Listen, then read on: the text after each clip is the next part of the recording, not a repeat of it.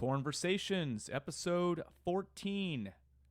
First-time listeners, welcome in, and long-time listeners, welcome back. Happy to have you whichever you are, and appreciate you guys taking the time to listen to this pod. If you are a first-time listener, or you are just one of those people that is slow to react to suggestions and requests, make sure that you like, follow, comment, subscribe. We are on all of the major podcast platforms: Spotify, Apple Podcasts, iHeartRadio. Make sure you subscribe to us and give us a like on whatever you listen to.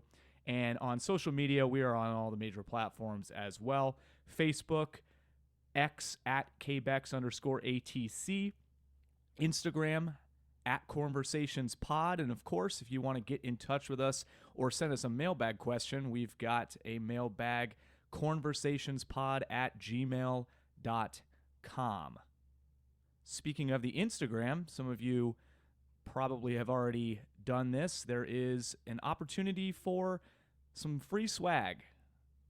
If you saw the post earlier this week, we're giving away one of the Cornversations hats. This is a first batch of those hats. All you've got to do is like that post, follow Cornversations Pod on Instagram, share that Instagram story, and you will have an opportunity to win the hat. I believe that we have several days left. It was put up this Monday, so that giveaway will end next Monday, December 8th.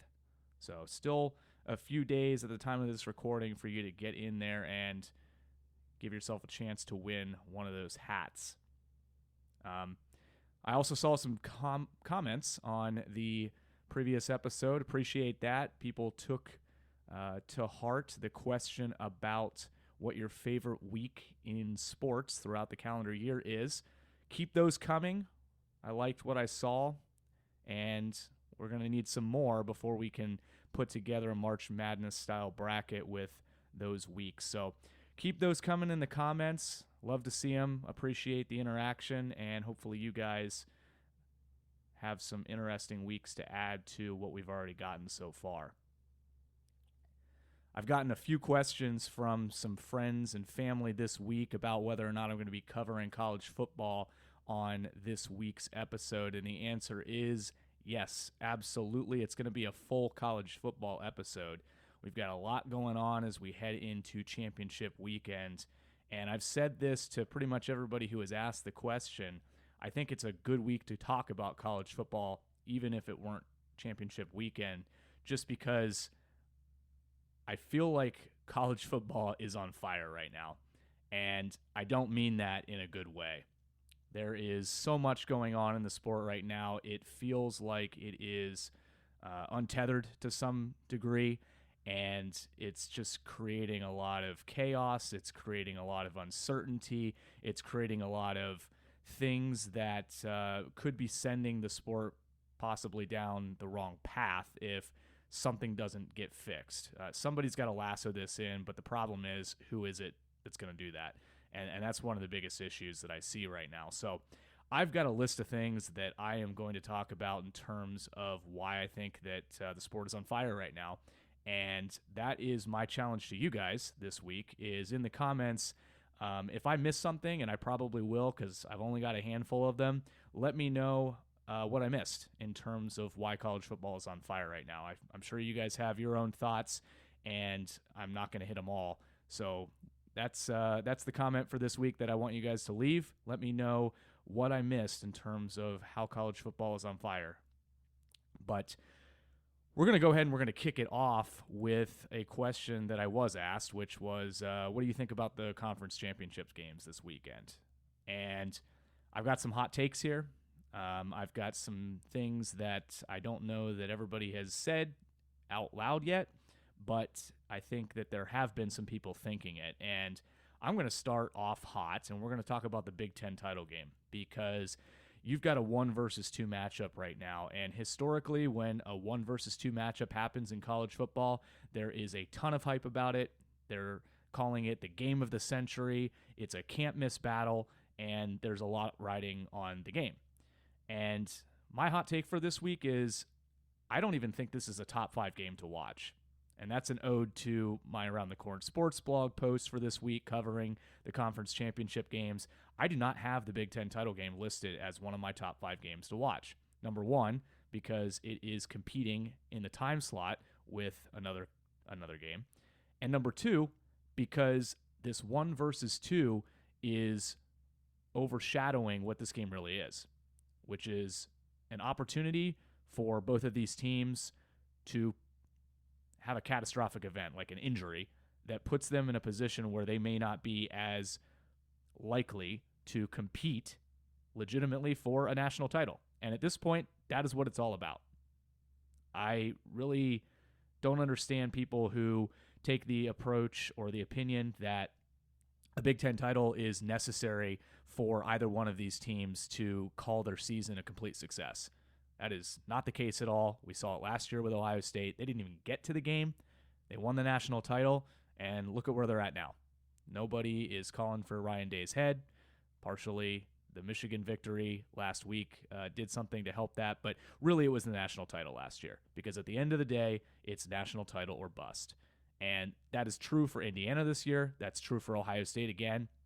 What is not true is that they need a Big Ten title in the trophy case to validate the season in any way. And look, I don't know what's going to happen in this game. I mean, it could be very interesting. It could be a back-and-forth battle, a close game that comes down to the last few minutes in the fourth quarter. But you've got two personalities on either side of this game in Ryan Day and Curt Cignetti that have a lot of confidence in themselves. And in the case of Curt Cignetti, he's a pretty brash guy. If there were ever a time in college football where a coach or a team would make the decision to rest players because of the possibility of getting them injured and sabotaging efforts later on in the season that matter more, this would be it. I'm not calling for it necessarily, but it wouldn't surprise me in the least if Cignetti or Ryan Day, frankly, made some tactical decisions to put bubble wrap around his best players. And I think it's probably more likely that you would see it from Cignetti because, again, this is a guy who kind of, does his own thing, doesn't really care what the world thinks about him. I think Ryan Day is more so playing by the book, if you will. But what is the book at this point, right? This is what I mean, is the situation that we have right now where you've got conference title games that probably aren't going to affect the ability for either one of these teams to get a first-round bye is presenting a situation where this is almost like a walkthrough game. And this is one of the reasons why I think conference title games are probably on really shaky ground right now.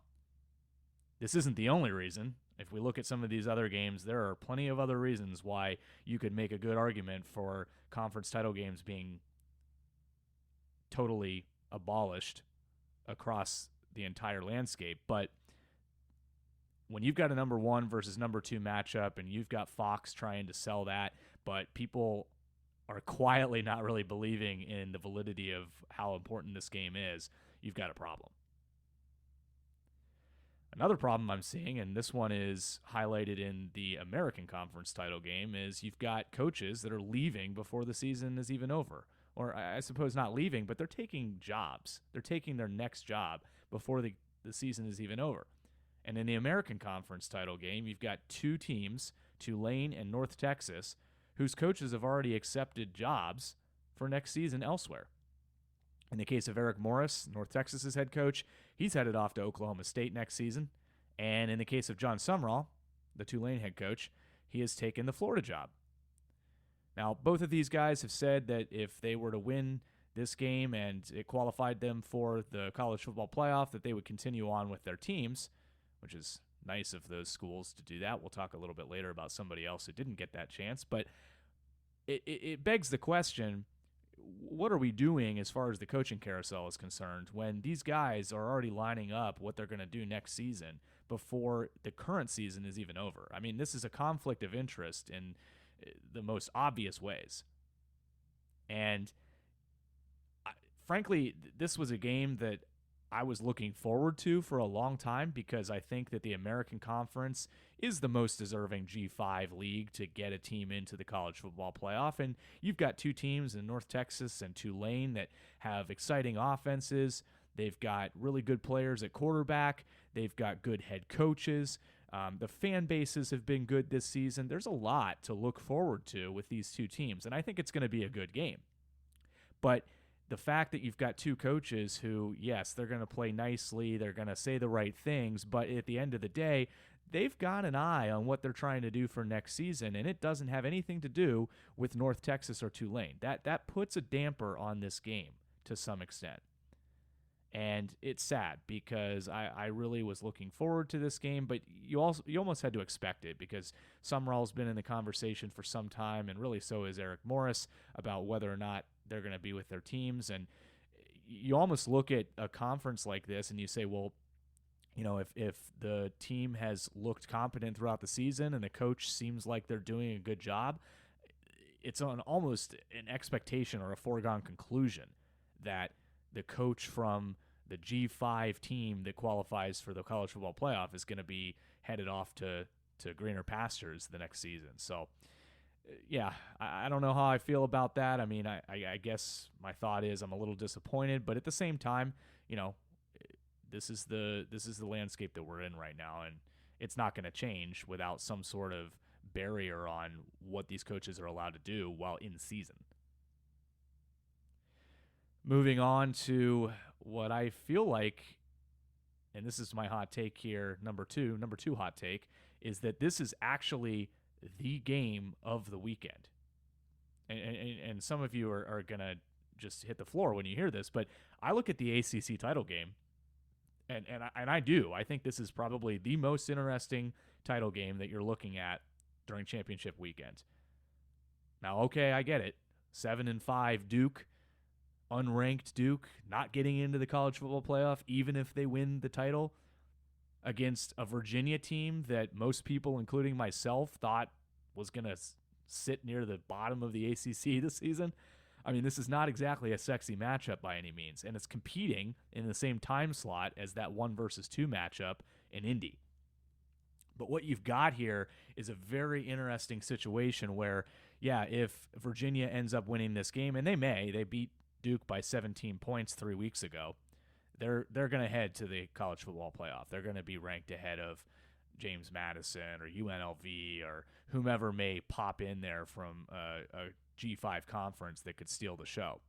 But if they don't, and Duke ends up winning this game, you're looking at total chaos right now because you've got an ACC that is probably going to get left out entirely of the college football playoff. And going back to several episodes ago, I made a mistake. I was asked whether I thought the ACC could miss entirely, and I said, no, they've got that automatic bid. Well, nope, wrong. Sorry, K-Bex. That is not the case. It is the top 5 ranked conference champions that make the CFP with an auto bid. And if Duke wins this game, it's not going to be the ACC. And what is even more silly about the situation is that you've got Miami sitting there with 2 losses on the season at number, what are they at right now? What number are they at? 12. So they're in the top 12. And without some help, Miami doesn't get into the college football playoff clearly as the best team in the ACC because they didn't get a chance to play for their conference title game. And why did they not get a chance to play for their conference title game? Because you've got situations going on in conferences across the country that are decided by things like tiebreakers that don't even, in some cases, take into account who teams have beaten because of unbalanced schedules. So Yes, I think the ACC title game is the game of the week because it does have so much bearing on what could happen at the tail end of the college football playoff. But you're also looking at a situation where the two teams in it probably shouldn't even be playing. With all due respect to Virginia, I would look at a team like Georgia Tech, and I would say a Georgia Tech-Miami matchup would be a lot more fun for those watching, unless you're a Virginia or a Duke alum or fan. And it would also be much better from a college football playoff perspective because I saw a Georgia Tech team last week that went toe-to-toe with Georgia. They are every bit as good as that Miami team, and that would have been a matchup that would have been fun to see, but we don't get it because of the unbalanced schedules and the abolition, whatever, of the conferences of the divisions in these conferences. So those are the highlights of the weekend for conference championships. I think you look at some of these other ones, like the Sun Belt, James Madison, they're like a 17-point favorite over Troy. If they put on a show, they're going to be crossing their fingers, hoping that some crazy stuff happens. You've got the Mountain West Championship, which, going back to those tiebreakers, you've got a New Mexico team that was one of the best stories in college football that doesn't get a chance to play for a conference title game because of those tiebreaker situations. It's a zoo right now. But you've got to look beyond the rankings when it comes to deciding which are the best games to watch this weekend. And that in itself is an indicator that this sport has some smoke signals going up. On fire point number 2. How about this? This is pretty fresh news, actually. Vanderbilt football sitting at number 14 right now in the college football playoff. They are all but out at this point. They are not going to get in, and it's really too bad. It's one of the best seasons that the program has had in its history. You've got a really exciting story in Diego Pavia. You've got Clark Lee sitting there signing a nice extension with Vanderbilt on top of this season. There's just a lot of good things going on in Nashville right now, but Vanderbilt is not going to get a chance to play for the college football playoff, and they know it. And what they tried to do this week was schedule a 13th game, a little showcase to give them another data point, because the committee's talking about data points, right? They're saying, hey, if you play in a conference title game, that's an extra data point for you, but it's supposed to be positive only. Okay, positive only. I forgot about this one, but how about the Big 12 title game? If BYU loses that game to Texas Tech, they're going to have 2 losses against a top 5 team in the country, but they are probably going to miss the college football playoff. And you've got a Vanderbilt team who's off of their best regular season in school history, and they're not going to get a chance to play in the playoff either. And so what Vanderbilt did was they tried to take it into their own hands, and they said, hey, let's schedule a 13th game. I think people would have watched. I mean, you're competing with a meaningless 1 versus 2 matchup. You've got the ACC title game with an unranked Duke. You've got a couple of G5 conference title games that the sickos, they're definitely going to be into, but is the casual fan going to watch? Hey, why not? Diego Pavia. Give him another run. But this one was shut down. Suddenly, college football had a spine, actually did something, said, no, we're not going to allow that. Okay. Well, make it make sense, though. If you're not going to step up in these situations where you've got the committee changing its course on what it's going to do in terms of data points in the conference title games, why are we stepping up to allow a Vanderbilt team who actually made a statement in rivalry week against Tennessee? Why are we not going to give them another chance? Sure, you could say, okay, win the Texas game, but all right, we'll get to that a little bit later. There's all sorts of teams that could say the same thing. Moving on to Texas, actually. You've got a 9-3 team this year that is looking at their early conference game against Ohio State, and they're starting to kick themselves. Why did we play that? Why did we go to Columbus to face Ohio State in the first game of the season with Arch Manning, a young quarterback who didn't have a lot of starting experience against a defense coached by Matt Patricia, who has been a wizard this season. Sure, we didn't know it, but he's got some success at the NFL level. If you're Steve Sarkisian, why? Are we going to do that again? Are we going to schedule tough out-of-conference opponents, risk losing that game, and then ending up 9-3 right outside of the college football playoff? I mean, if they had scheduled Toledo instead of Ohio, go and win that game by 20 to start the year off, they're 10-2. It's Texas. It's a big brand. It's probably a different story for them. And this is a bad thing for college football. If you're telling teams after the thought was that expanding the playoff was actually going to promote these marquee matchups early in the season, that no, that's not actually the case anymore. It might actually hurt you, especially if you play in a conference like the SEC and you have to go and you have to play a team like Florida who, sure, they didn't even reach 6 wins this year, but they've got every bit as much talent as most of the other teams in all these other conferences across the country, that you're going to miss the playoff because you lost by 7, you lost by a touchdown to a team that has looked head and shoulders like the best team in the country this year. They've been head and shoulders above everybody else. That's not a good thing. I think Kirk Herbstreit brought it up earlier in the week. There was some pointing to, I think Alabama decided they were going to make a change to their schedule for a future year.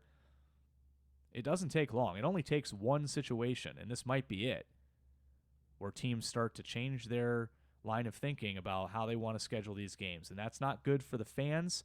You're constricting the season is what you're doing. Because if you've got games now where 1 versus 2 at the end of the season doesn't matter, and you've got games at the beginning of the season that aren't happening because teams don't want to schedule them for risk of that hurting them come the end of the season, then you're looking at a small window of games during the college football season that actually matter. The expansion of the playoff was supposed to help alleviate that.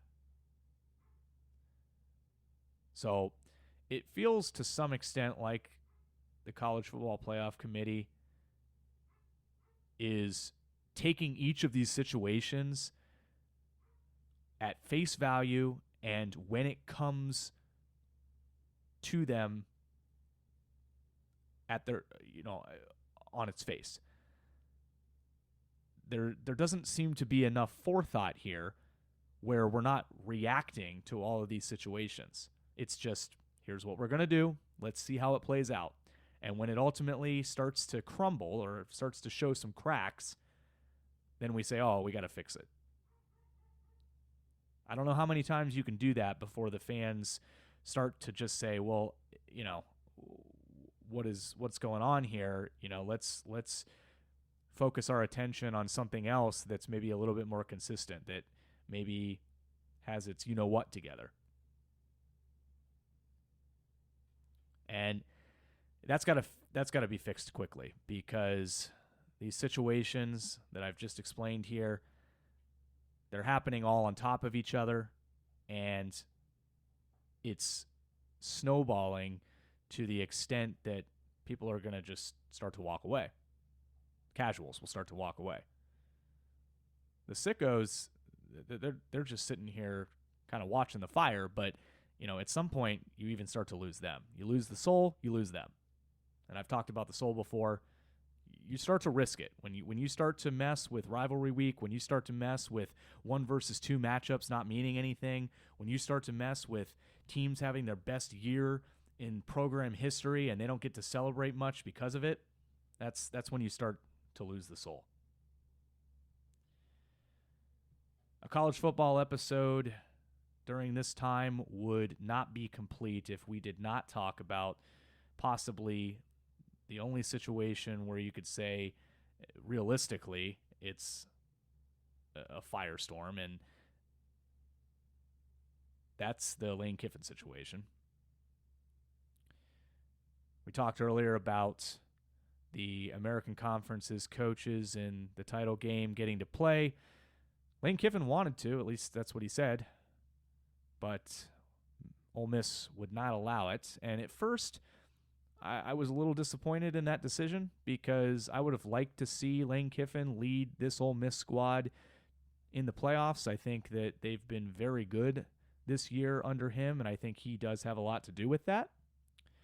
But as time went on, I did start to agree more with the general sentiment, which is that you've got a guy who was going to sit in that locker room for a month or longer, and he was going to use the opportunity not only to try to win a national title, but to try to make his own case about why the people that he wanted to move along with him to LSU should join him.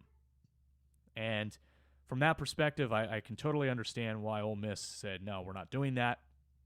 This is a guy who, throughout his career in Lane Kiffin, has taken every opportunity to exploit an advantage and done his best to make the best out of those for as long as he can. So it's not for lack of instances that Ole Miss can point to about why they would be cautious of having Lane Kiffin in that locker room when he's headed out the door to go coach for a rival school next season. Now, the bigger thing for college football that we have to worry about here is that, yes, maybe it's Lane Kiffin. Yes, he's a one-of-one guy. He's novel. That's part of why I think it's fun. But what you're seeing here is a guy who is opportunistic and who is aggressive, seeing gaps in the policing of what can happen during the regular season as far as coaches poaching players and fellow staff when they get a new job in the regular season. And he's not going to be the only one if they let this continue on for seasons after this. He's just the first one. And yeah, it's fun to have one Lane Kiffin in college football, but if something doesn't get fixed in terms of how these guys can take jobs and what they can do to, try to sell these guys on joining them, like a coaching staff and other players, you're going to have 25 Lane Kiffins in college football 5 to 10 years from now. And as much as I like one of them, I am with probably everybody else listening right now. I don't want 25 of him. One is enough. One is plenty. We don't need any more Lane Kiffins. And yeah, you can say, oh, it's Lane Kiffin, that's him, that's his personality, but it's not just Lane Kiffin. There's other guys in college football, or there's other guys that will break into positions where they're going to be able to do the same thing if there aren't guardrails put up for this. So that's all I've got. Those are my handful of college football is on fire items. Again, send a comment about what I may have missed here, what you're seeing that is a little bit screwy about the game right now. Yeah, it's fun. I'm looking forward to championship weekend, just like I'm sure all of you are.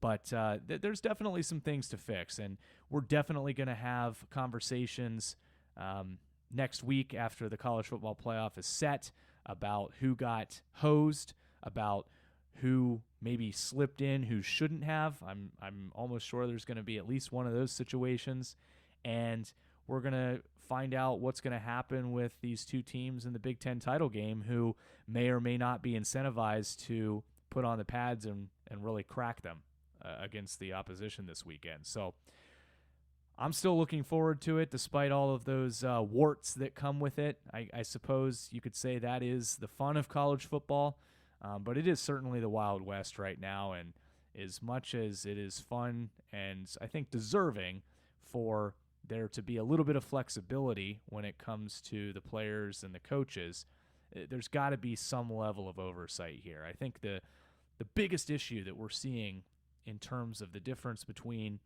the NFL and college football right now is the NFL has a clear hierarchy of who runs the show. And that's why certain things do not happen when it comes to the NFL. Whereas with college, frankly, right now, I think that there is still a wrestling of power that's going on amongst a number of different entities. And you're just having people crawling on the floor trying to grab, that remote that's got some sort of cooking oil or something on it, and it's slipping out of everybody's hands. Nobody's able to fully grasp control of what's going on here, and as a result, we've got a lot of these weird situations that are going on. It's creating a lot of storylines outside of the games itself, and you could say to some extent that college football has become a little bit of a soap opera this year, but it always has been to some extent. It just it can't go totally in that direction because I think that people will start to grow tired of that after a period of time. That's all I've got this week, folks. So hope you enjoyed it. Hopefully you enjoy the weekend ahead. Remember to go and find that Instagram post about the hat giveaway if you're looking to rock some Cornversation swag out in the wild. I would really appreciate it if you were able to do that. And until next time, take it easy, Shuckers.